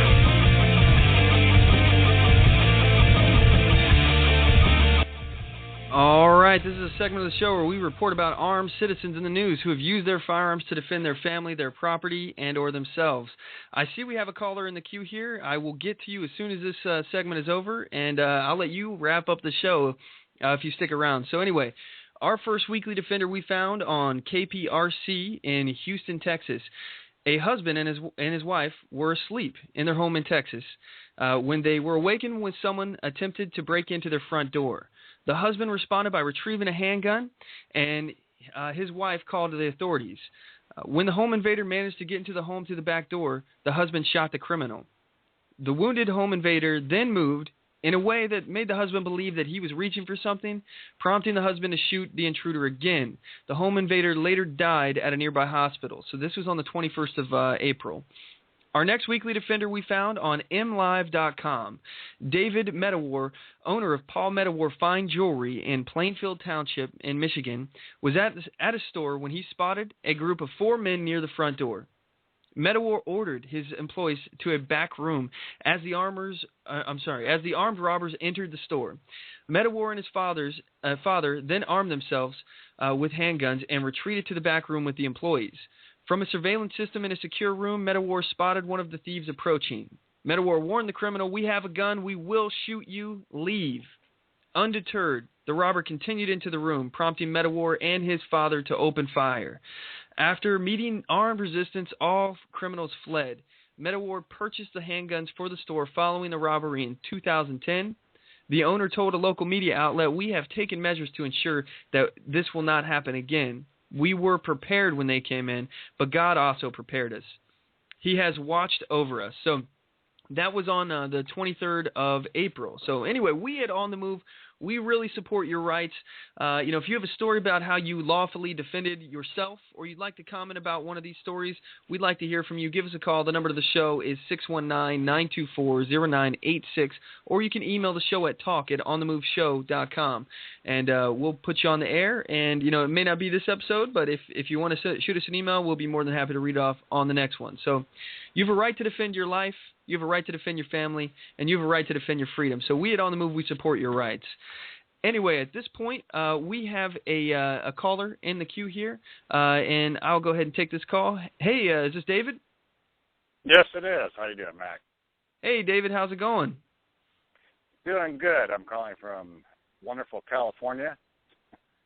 Yes, sir. What's on your mind? About the rain.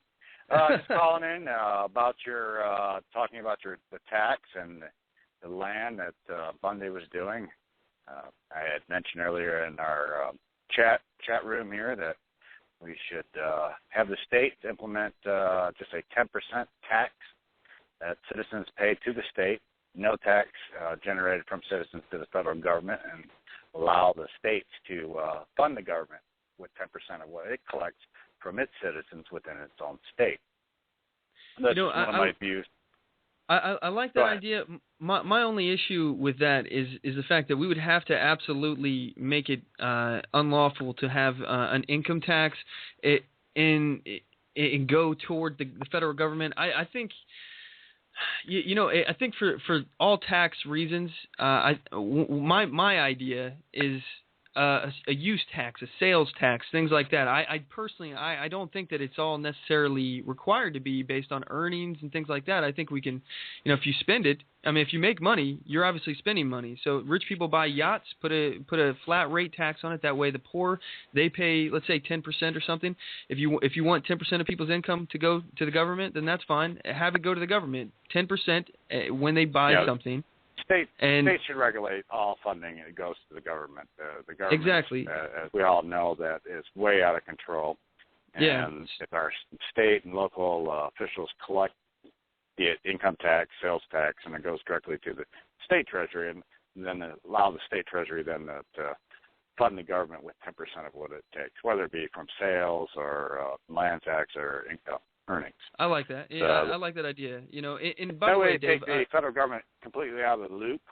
Prior to the progressive era, it was no federal tax imposed on people.